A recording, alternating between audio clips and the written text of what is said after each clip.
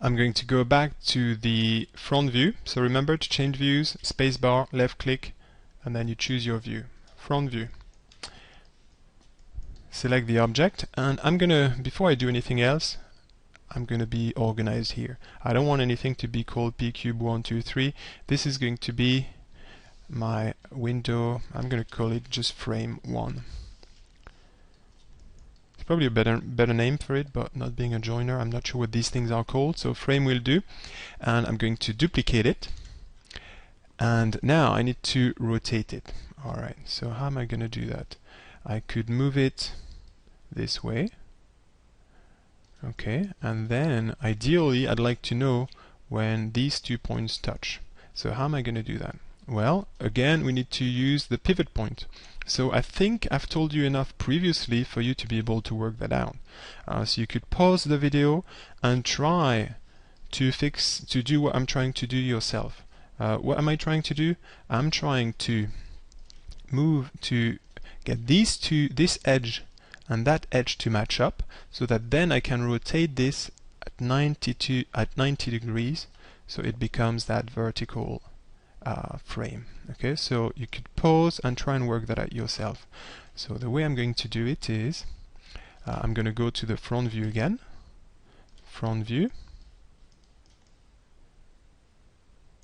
I was in the front view already actually, and then I'm going to press D to go to pivot point, and I'm gonna then press V to move the pivot point to that edge here. Having done that, the pivot point of the object is now in that corner.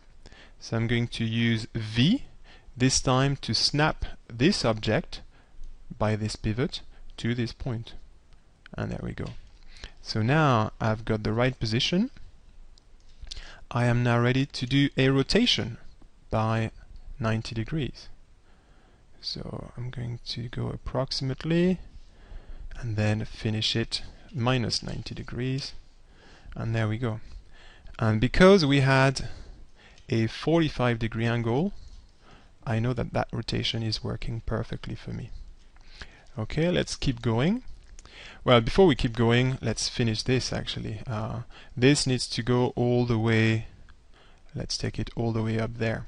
So what you don't want to do is scale, right? Because if you scale, you're going to lose that 45-degree angle. If I did it, let me show you.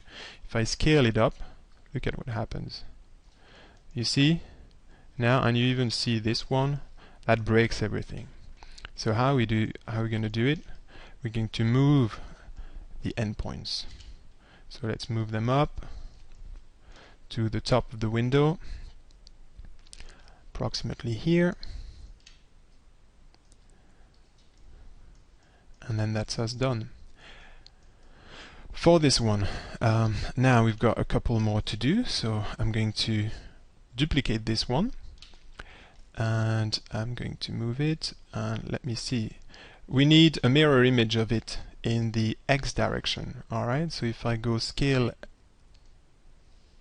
if I multiply the scale value by -1, so if it's 13, I'm going to go -13.